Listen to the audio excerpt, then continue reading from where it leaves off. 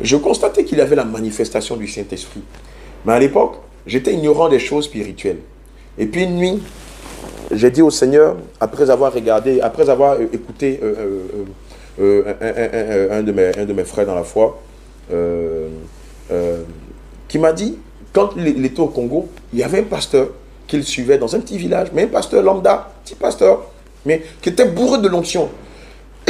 Excusez-moi. Et qui priait, les démons se manifestaient, qui priait, les gens guérissaient. Et puis j'ai dit au Seigneur, mais moi quand je donne des témoignages, je ne vois pas de miracle, je ne vois pas de prodige, je ne vois pas de guérison, je ne vois rien, tout ça. Et puis la même nuit, je vous assure, le Seigneur est venu nous visiter. C'était une nuit de Pâques, mon épouse et moi, je me rappelle comme c'était hier. On voit un Jésus blanc avec de longs cheveux, avec des yeux bridés bleus et tout ça, comme un mannequin, des tabloïds et tout ça, ça c'est pas Jésus. La première fois quand le Seigneur s'est révélé à moi physiquement, il avait l'allure d'un malgache, un peu une peau d'arabe. C'était pas un blanc. Il n'avait pas de longs cheveux, il avait de cheveux courts, dorés. Il avait le teint d'un arabe ou d'un malgache. On connaît bien, on sait bien faire la différence entre les arabes, les malgaches et les blancs. Hein. Un peu voilà, style pakistanais. Voilà l'apparence qu'il avait. Alléluia. Et il m'a dit, mon fils, je t'ai tout donné à toi et à ma servante. Et je lui ai dit, mais Seigneur, on ne sait pas manifester les dons. Il va nous apprendre comment chasser les démons. Il va augmenter notre don de vision. Il va nous apprendre comment manifester les dons de guérison, le don de discernement des esprits et beaucoup de dons qu'on voit dans le livre de 1 Corinthiens 12, versets 8 à 10. Je vous assure, ça a été magistral. Mais avant de partir, il va nous dire ceci. Il va nous dire, maintenant que je vous ai donné ma puissance, parce que moi j'étais tout en extase, je disais, ah, maintenant on va apporter le réveil, ah, maintenant c'est gâté, maintenant vous allez voir, on va faire des choses extraordinaires au nom du Seigneur. Et le Seigneur nous dit, non, c'est maintenant que l'Église va vous combattre. Et puis moi de regarder mes mains et de dire au Seigneur, avec tout ce que tu nous as donné, l'Église va nous combattre. Il nous a dit oui. Au même titre que j'ai été combattu, c'est comme ça que vous, mes serviteurs, mes servantes, vous serez combattus. Et puis, on n'a rien dit. Vous savez, dans le domaine de la sécurité privée, j'avais été formé au métier de détective privé. Et quelquefois, on avait des enquêtes d'infidélité, des enquêtes de détournement de deniers publics ou même de gros fonds dans les entreprises privées. Et puis un jour, on a un homme d'affaires qui nous avait approché pour nous dire qu'il était très riche. Il avait fait un mariage avec son épouse sous le régime de la communauté des biens. Et il avait soupçonné d'infidélité. Et pour ne pas lui verser des droits ou une grande partie de ses biens, il voulait un flagrant délit. Alléluia. Et pendant 1 mois, on menait des enquêtes sur cette dame-là. Il y avait mon frère, hein, et puis un de ses potes avec lesquels on travaillait sur ce coup. Mon frère Fabrice Cablan. Et puis une nuit, on faisait le pied de grue devant sa villa. On était dans notre voiture de service. Et puis, j'ai vu le Seigneur Jésus. Là, c'était la toute première fois que je le voyais physiquement. Qui est venu habillé en jampan. Le jampan, c'est un vêtement que vous allez retrouver en Afrique subsaharienne, dans nos pays, au Bénin, au Togo, au Ghana, en Côte d'Ivoire, et voilà, et au Nigeria. C'est un vêtement comme ça, un gros pagne, qu'on met comme ça. Voilà, vous les voyez avec les chefs, les rois, les notables, hein, voilà, qui mettent un gros pagne comme ça. Et donc, il avait un gros pagne comme ça, avec l'aspect d'un Pakistanais, et qui m'a dit, voilà, je vais te susciter pour apporter le réveil. Mais il ne faudra jamais me trahir. Il m'a dit, je vais tisser une alliance avec toi. Je vais tisser une alliance de cœur avec toi. Et quand tu vas pécher, tu vas sentir ton cœur se serrer. Quand je vais te parler par ton cœur. Quand je vais vouloir révéler des choses, c'est par ton cœur que je vais parler. Et il va faire ceci. C'est comme si le Seigneur avait mon cœur dans ses mains. Il m'a dit, le jour où tu vas me trahir, le jour où tu vas faire allégeance à l'adversaire, je vais briser ton cœur. Mais ça fait dans mon cœur. Et j'ai crié mon cœur. Et puis, mon frère et mon collaborateur, son pote, se sont réveillés. Ils m'ont dit, boss, qu'est-ce qui se passe? J'ai dit, le Seigneur Jésus, je l'ai vu. Et mon frère, comme ce n'était pas la première fois que je lui expliquais mes songes et mes révélations, m'a dit, mais papa, je pense qu'à cette allure, tu dois prendre ta vie au sérieux. Je lui ai dit, mais tu veux que je la prenne comme au sérieux? Il m'a dit, tu dois servir Dieu. Je lui ai dit, non, moi, je ne peux pas. Je me vois mal. Je ne suis pas un modèle. Qu'est-ce que je pourrais dire aux gens? Je ne sais même pas comment on prêche. Je ne sais pas quoi leur dire. Et tout ça. Et pour rappel, quand on était dans la rue, je me rappelle une fois, quand on était gros bras, il y avait une veillée de prière dans mon quartier. Et il y avait une prophétesse qui était sur le pupitre là. Et en face de la veillée, il y avait un maquis. Et nous, on est tous, moi et mes gars, on était assis au maquis. On était en train de boire de la bière, je l'ai dit à ma propre honte. Et la prophétesse de dire, vous voyez le maquis qui est en face là. Le maquis qui est en face. Il y a 2 puissants serviteurs de Dieu là-bas. Faites-les venir. Évidemment, le service d'ordre rentre dans le maquis. On cherche les pasteurs, les puissants hommes de Dieu. Ils ne voient personne, ils retournent. Elle dit, allez bien regarder, il y a 2 puissants serviteurs de Dieu. J'étais avec mes 2 petits frères, hein, Fabrice et Patrice, et d'autres amis et tout ça. Et on buvait la bière. Et bon, on voit des jeunes serviteurs qui viennent, qui cherchent des pasteurs et tout ça. Et la dame elle-même se déplace. Elle va me prendre par le poignet, elle me salue, elle me prend par le poignet, elle prend le poignet de mon petit frère. Elle nous fait monter sur le pupitre dans les chaises Louis XIV. Évidemment, on avait un peu bu. Et je disais à mon frère, tu vois pourquoi est-ce qu'on dit femme ne doit pas prêcher là, non? C'est à cause de cette bêtise-là. Nous, on est des voyous, on est des noussis. J'avais ma boucle d'oreille, j'étais en débardeur avec mes pectoraux et tout ça, mes biceps. Et on était à la chaire et tout le monde nous regardait, le quartier. Je vous assure, c'était l'une des plus grandes hontes de mon quartier puisque tout le monde savait que j'étais un caïd. Et donc on était mal à l'aise là. Et mon frère et moi on se disait, mais la dame, qu'est-ce qu'elle fait là? Tu as des bonnes personnes dans tout le quartier. C'est nous qu'elle va dire qu'on est des super serviteurs. Moi les gars, vos histoires de pasteurs avec de grosses vestes, avec les femmes avec de grosses robes là, moi ça ne marche pas avec moi. Et pendant qu'elle était en train de prêcher, dès qu'elle a eu un moment d'inattention, paf, on est descendu de la chaire, on est rentré à la maison, on a commencé à rigoler. Le lendemain, tout le quartier a commencé à se moquer de nous. Ah, pasteur. Évidemment, moi, ma chair ne voulait pas. Mon cœur ne voulait pas servir Dieu parce que, vous savez, quand j'étais païen, je ne savais pas, mais je disais toujours que servir Dieu, c'était la chose la plus difficile à faire au monde. Non seulement vous avez le regard du Seigneur Jésus, la condamnation de Lucifer, l'accusation des hommes. Et je disais, je suis sûr et certain que servir Dieu, c'est le service le plus difficile à faire au monde. Or, je ne savais pas ce que le Seigneur me réservait. Et évidemment, de fil en aiguille, après les menaces du Seigneur par son feu, j'ai commencé à évangéliser dans les rues. Et j'ai commencé à manifester les dons. Une fois, j'étais dans la commune de Yopougon, à la Cité Verte. J'étais avec Natacha, une amie, une ex-prostituée. Et aussi mon ami Alain Techi, qui était catholique, avec qui on allait évangéliser, avec aussi d'autres amis. Et on était devant une fille dans une maison. Et lorsque j'ai regardé la fille, après la visitation du Seigneur, quand il nous a donné les dons du discernement, les dons de guérison et plusieurs autres dons, j'ai regardé la fille, derrière la fille, j'ai vu un esprit. Et j'ai regardé la fille droit dans les yeux, je lui ai dit, toi, la prochaine fois que je viendrai ici, j'aurai affaire à toi. Et tout le monde qui m'écoutait au Seigneur a dit, mais homme de Dieu, pourquoi tu la menaces? J'ai dit, non, ce n'est pas elle que je menace, c'est l'esprit qui est derrière. Et la semaine qui a suivi, on était devant la jeune fille et j'ai pris autorité, comme ce que le Seigneur nous avait donné. J'ai commencé à menacer l'esprit. Et l'esprit s'est manifesté. Elle s'appelait Sacha, je crois bien. Et l'esprit, l'ex-prostituée et Alain Téché, qui était catholique, ont commencé à demander pardon aux démons. En disant, démon, non, n'écoute pas Kablan, il est fou. Faut pas nous faire du mal. Je lui ai dit, mais les gars, vous faites quoi? Les démons ne leur demandent pas pardon. Et Alain Téché et Natacha demandaient, suppliaient le démon de ne pas nous faire du mal. En disant, non, laisse tomber, tu sais, Kablan, il n'a pas toute sa tête. Je lui ai dit, si vous ne voulez pas m'aider à combattre, sortez. Parce que là où on est arrivé, on est rentré dans une autre phase.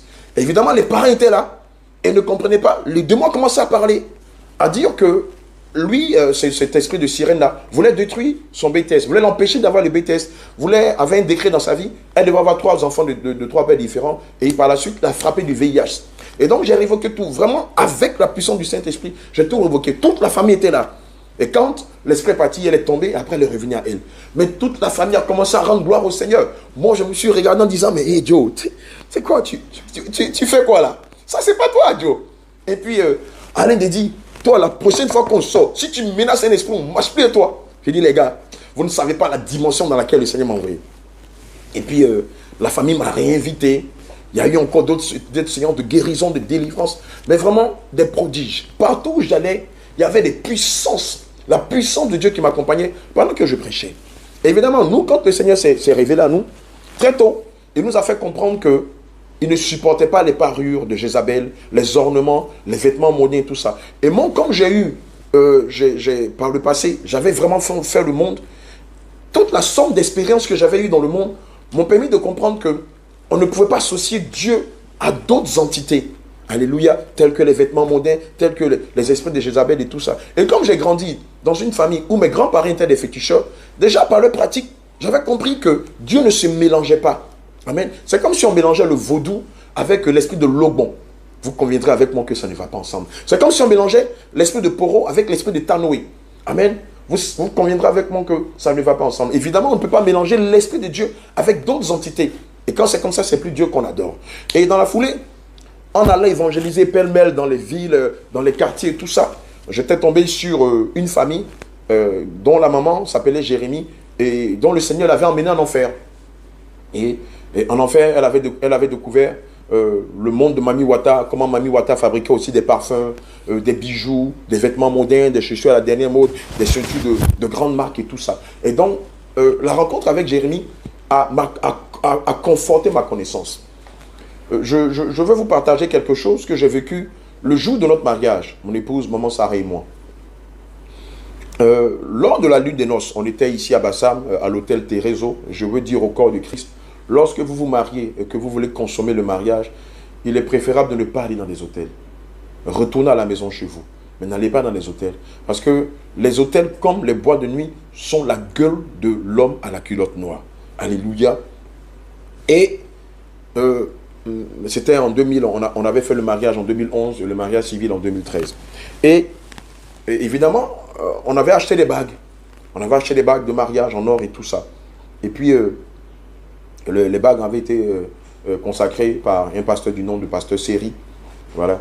Et lors de la consommation du mariage, j'ai une vision comme ça authentique. Je ne dormais pas parce que j'avais pris des dérivés pour ne pas dormir et pour être en forme. Hein. Ça, bon, on se comprend, nous les hommes. Alléluia, parce que je voulais démontrer cette nuit-là que j'allais passer toute la nuit à faire des trucs. Voilà, donc j'avais pris des dérivés. Et j'ai une vision où je vois 4 êtres hybrides qui avaient l'air d'être des sumo. Une partie de ces êtres hybrides étaient des femmes obèses, hein, moitié femmes et moitié hommes. Donc, on va dire le tronc et la tête étaient des humaines et les pieds étaient des démons, mais vraiment avec des formes obèses comme ça, avec une forme d'obésité extrême. Et voilà ce qu'elles vont me dire. Alléluia, bien-aimés, suis-moi très bien. Elles vont me dire comme ça que, dès l'instant où j'ai mis leur anneau à mon doigt, elles vont commencer à me détruire la vie. Gloire à Jésus. Et j'étais choqué. Et j'ai crié. Et j'ai réveillé mon épouse. Je lui ai dit, maman, voilà ce que j'ai vu. 4 êtres, des démons qui sont mi-hommes, mi-femmes, mais avec un fort taux d'obésité, m'ont dit que maintenant que j'ai porté leur anneau, c'est maintenant qu'elles vont détruire ma vie. Bien-aimé, lorsque j'avais doté mon épouse, j'étais un homme tranquille, fidèle. Mais dès l'instant où j'ai porté la bague, oh Jésus, bien-aimé, ça changeait le cours de nos relations. J'étais devenu infidèle, je le dis à ma propre honte. J'ai commencé par la tromper. J'ai commencé à avoir des filles dehors. Quoique le Seigneur s'est révélé à moi. Quoique le Seigneur m'avait donné sa puissance. Moi qui pensais avoir été libéré du joug de la masturbation, j'ai commencé à me masturber de plus belle. Je ne comprenais pas ce qui n'allait pas. Et même quand je ne voulais pas draguer, c'est des filles ou des femmes mariées ou des femmes d'un certain âge qui me draguaient. Et quand je leur présentais ma bague de mariage, elles me disaient à tue-tête que c'est la bague de mariage qui les attirait vers moi. Et souvent quand je rentrais à la maison, je disais à mon épouse, mais je ne comprends pas. Depuis que j'ai mis l'alliance là, il y a un truc, il y a quelque chose, il y a un truc qui ne va pas. Avant, quand on n'avait pas l'alliance, qu'on était dans la dot, j'étais tranquille. Mais depuis que je portais la bague, je ne sais pas, mais il y a une force qui me pousse à faire des choses qui ne sont pas bien. Amen. Et une fois, mon épouse s'est fait agresser par un voyou ici à Bassam, dans le quartier où on était à Mokéville.